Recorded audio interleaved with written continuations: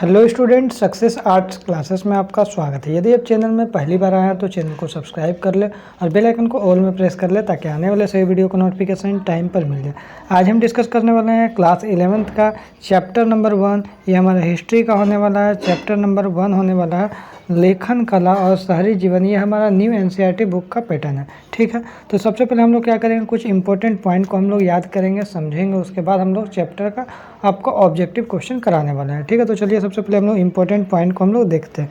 तो सबसे पहले यहाँ पर बोल रहा है आपको जो आपका लेखन कला और शहरी जीवन, ये हमारा चैप्टर का नाम है। तो इसको हम लोग देखते हैं। पहला पॉइंट देखिए, लगभग 5000 वर्ष पूर्व, ये जो है ना लगभग 5000 वर्ष पूर्व शहरी जीवन का प्रारंभ मेसोपोटामिया में हुआ था। बोल रहा है लगभग 5 साल पहले, 1-2 साल नहीं, 5 साल पहले जो पूर्व शहरी जीवन, यहाँ देखिए अंडरलाइन यहाँ पे करिए, शहरी जीवन जो है, शहरी जीवन का प्रारंभ जो हुआ था, शुरुआत कहाँ पे हुआ था, मेसोपोटामिया में हुआ था 5 साल पहले। ये पहला पॉइंट आपको समझ में आ गया। दूसरा पॉइंट यहाँ पर देखिए, मेसोपोटामिया जो है, यह शब्द जानते हैं यूनानी भाषा का शब्द है। किसका? यूनानी भाषा का शब्द है। 2 शब्दों से मिलकर बना है। मेसोस यानी मध्य, पोटमोस यानी नदी से मिलकर बना है। तो फिर से समझ लिए, मेसोपोटामिया है क्या, एक यूनानी भाषा का शब्द है, 2 शब्दों से मिलकर बना है, मेसोस और प्लस पोटमोस। तो मेसोस का मतलब क्या होता है, मेसोस यानी मध्य मतलब बीच वाला, और पोटमोस का मतलब यानी नदी, बीच वाला नदी का जो भाग है उसी को हम लोग क्या बोलते हैं, मेसोपोटामिया बोलते हैं। क्लियर है? आगे देखिए बोल रहा है, तीसरा पॉइंट हम लोग देखते हैं। मेसोपोटामिया जो है दजला और फरात नदी के बीच के स्थान है। जो मेसोपोटामिया है दजला व फरात नदियों के बीच की उपजाऊ धरती को इंगित करता है। मेसोपोटामिया किसको इंगित करता है? तो याद रखिएगा, दजला और फरात नदियों के बीच की उपजाऊ धरती को इंगित करता है। उसके बाद हम लोग क्या देखें, मेसोपोटामिया यूनानी भाषा का शब्द, 2 शब्दों से मिलकर बना है। मेसोस यानी क्या होता है, मध्य मतलब बीच वाला, पोटमस मतलब यानी नदी से मिलकर बना है। ये तीनों पॉइंट आपको क्लियर हो गया। आगे देखिए, मेसोपोटामिया जो क्षेत्र है आजकल कहाँ पे हो रहा है, तो इराक का जो गणराज्य का हिस्सा है। मेसोपोटामिया क्षेत्र है आजकल कौन हिस्सा में पा रहा है, तो इराक गणराज्य का हिस्सा है।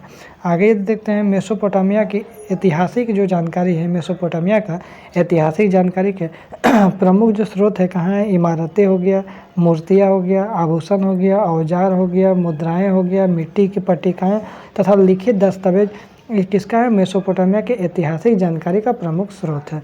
आगे देखिए बोल रहा है मेसोपोटामिया का जो सभ्यता था अपनी संपन्नता, मतलब हर एक चीज़ था, शहरी जीवन वहाँ पर था, समृद्ध था, सब चीज़ से भरा पूरा था, साहित्य भी था, गणित भी था, खगोल विद्या के लिए विश्व प्रसिद्ध भी है।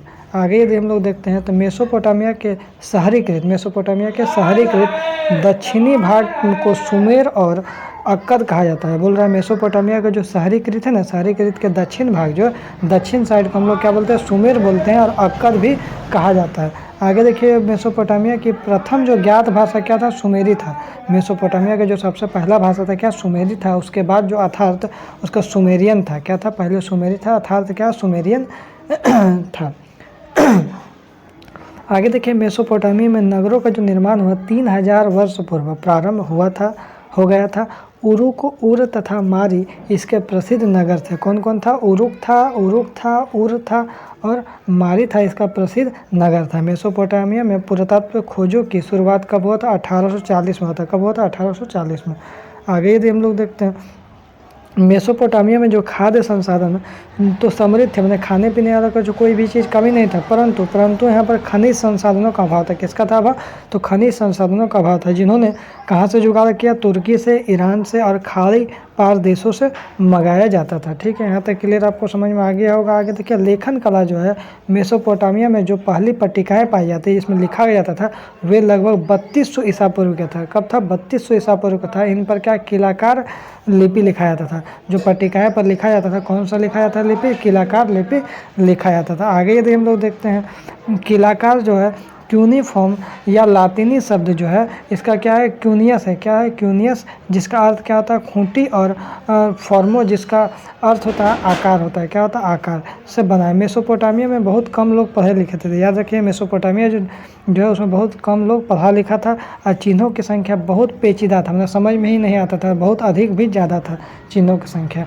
आगे देखिए बोल रहा है 1400 ईसा पूर्व में धीरे धीरे अरमाइक भाषा का प्रवेश हुआ। धीरे धीरे कब हुआ? अरमाइक भाषा का प्रवेश हुआ। यह हिब्रू भाषा से मिलता जुलता था। किससे था? हिब्रू भाषा से मिलता जुलता था। और 1000 ईसा पूर्व के बाद यह व्यापक रूप से बोली जाने लगी। 1000 ईसा पूर्व के बाद क्या? व्यापक रूप से पूरी तरह से बोली जाने लगा और आज भी इराक के कुछ भागों में बोली जाती है। आगे देखते हैं 5000 ईसा पूर्व। यहाँ पर देखिए 5000 ईसा पूर्व में दक्षिण मेसोपोटामिया में बस्तियों का विकास होने लगा। कब होने लगा? 5000 ईसा पूर्व में जो दक्षिण साइड है मेसोपोटामिया जो सभ्यता है ना उसमें बस्तियों का विकास होने लगा, जिनमें से कुछ शहरों में परिवर्तन भी धीरे धीरे देखने को हम लोग को मिलने लगा। उसके बाद हम लोग देखते हैं इधर वाला पॉइंट को। उसके बाद देखिए यहाँ पर उर नगर में नगर नियोजन पद्धति का अभाव था। उर नगर जो है ना, उर नगर में क्या था? नगर नियोजन पद्धति का अभाव था। जो यहाँ पर गलिया था, टेढ़ा मेढ़ा गली था, सकरी था। सकरी का मतलब थोड़ा सा चौड़ा नहीं था, सकरा था, मतलब इस तरह से क्या सांकर था, एकदम पतला था। आगे यदि देखते हैं इराक जो भौगोलिक इराक जो है भौगोलिक विविधता वाला देश है। इसका जो पूर्वोत्तर पूर्व साइड में हरे भरे और ऊंचे नीचे मैदान के लिए फेमस है। इस प्रदेश की उत्तरी भाग जो ऊंची ज़मीन, स्टेपी घास के मैदान और पशुपालन की दृष्टि से भी सबसे बेस्ट था।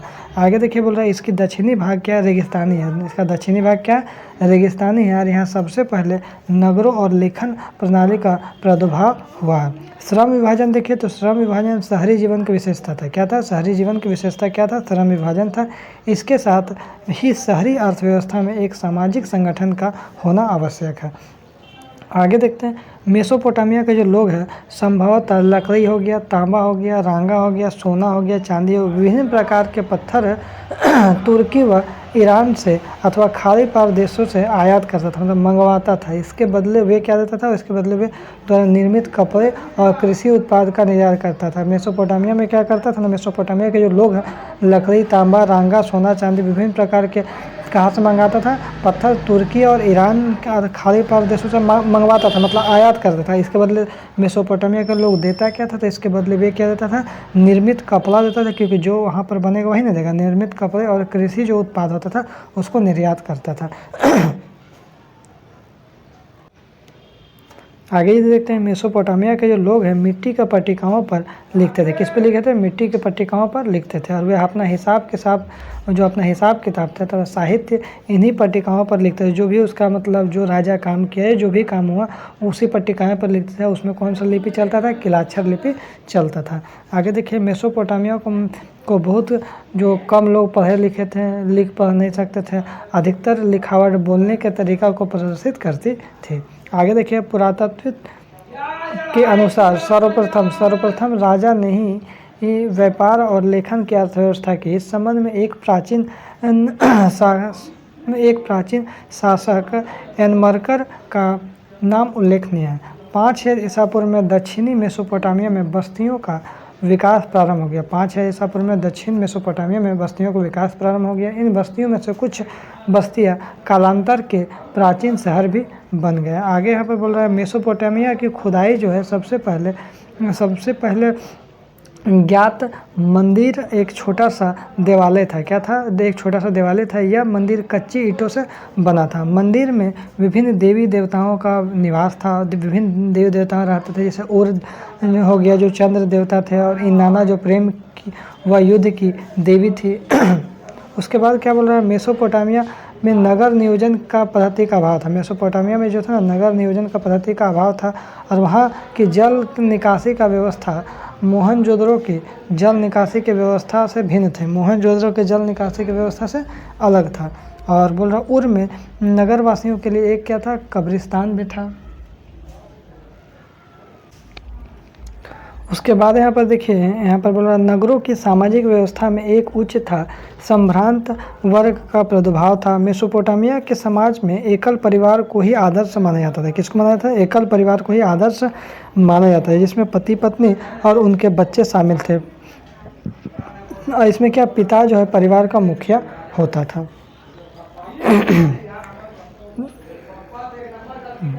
और 2-4 पॉइंट बाकी है, पूरा पॉइंट को हम लोग क्लियर समझ लेंगे।